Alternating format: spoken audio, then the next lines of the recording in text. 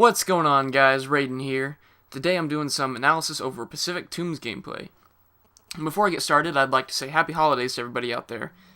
I'm recording this commentary on the night of Christmas, so I'm not sure who all celebrates Christmas out there and those who don't, but I figure if I say happy holidays, I can kind of get everybody all in one fell swoop, so. You'll see that right off the bat here, Tomb rushes B, and I really like this decision because even though he's using a sniper rifle, he does not let that prohibit him from playing the objective, which nowadays you see so many snipers playing Domination, jumping off of anything they can, trying to do 360s or get clips, and you know, if you're going to do that stuff, take it to free-for-all, take it to something that's not really going to affect your team, and you know, don't do that kind of crap in objective game modes because it pisses people off, and you really look like an asshole doing it, so.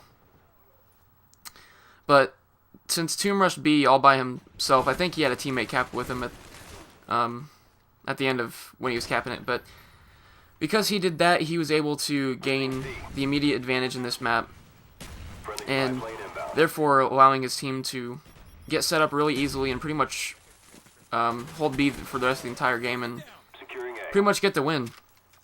Because although it may not seem like it, Grid is a smaller map than a lot of people think it is. I mean, obviously, when you're looking from one end of the map to the other, it looks fairly large, but really the only things that matter are the two buildings in the middle and B. That's where all the action takes place. The rest of the area, I mean, behind those buildings are just spawn points, and to be honest, you know, if you took out the edges of this map, it'd pretty much be the same thing.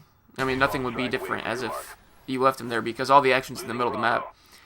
And because he decided to rush B, he pretty much gave his team the win, obviously, because once you get B in this map, you spawn really close by it, and it's just really hard to take it out. And plus, even if you don't spawn at B, if you spawn at C, all you have to do is walk a couple feet and throw an nade at the flag, and you pretty much got it down.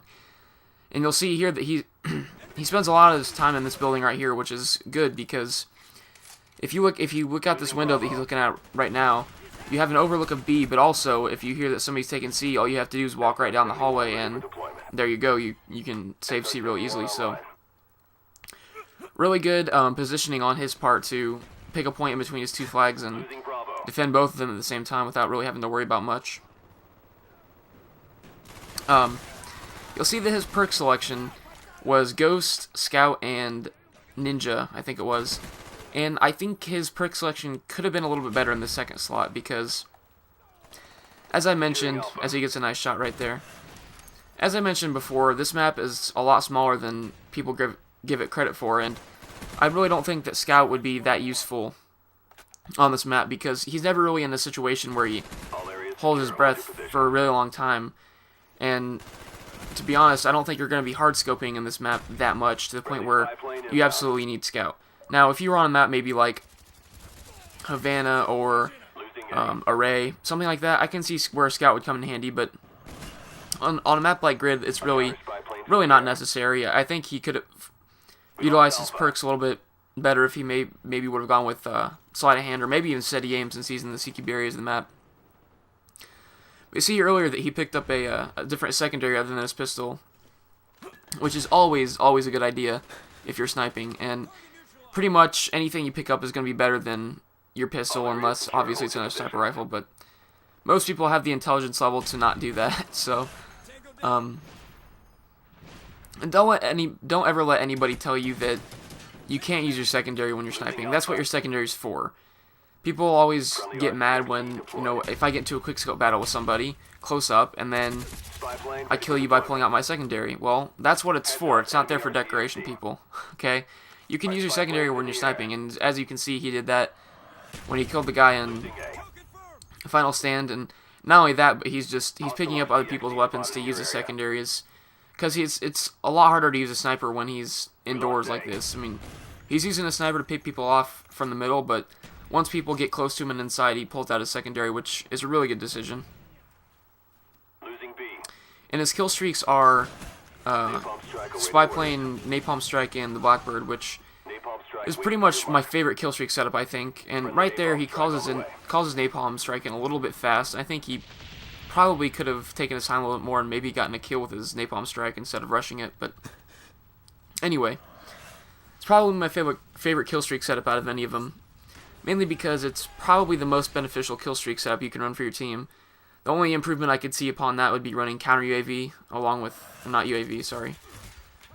Still in the Modern Warfare 2 and CoD 4 thinking here. But I think that if you ran spy plane or counter spy plane, that'd be the ultimate, you know, like do everything for your team. Don't worry about you getting your own kills. But spy plane, that obviously lets your teammates know where the other team's at and helps them get their kill streaks.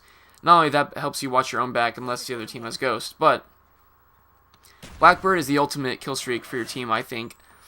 Lets you know where everybody is at all times. It's just a constant UAV. I mean, you can see where the red arrows are pointing. You can see where they're going. And really, if you're playing against a team full of Ghosts, that's really your only defense. Because obviously, if you're going to use spy plane and 5 out of 6 people on the other team are using Ghosts, which I see more and more nowadays, it's obviously not going to help you much. But if you use Blackbird, it's going to frustrate the other team quite a bit because you're always going to know where they're at.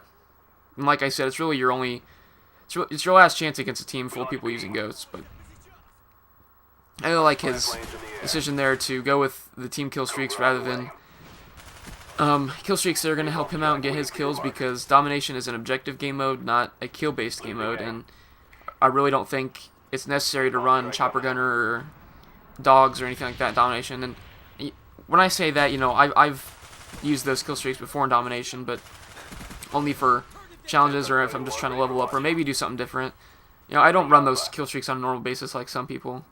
I play with people all the time that's all they run is Chopper Gunner, which cough cough Joker, you know who you are.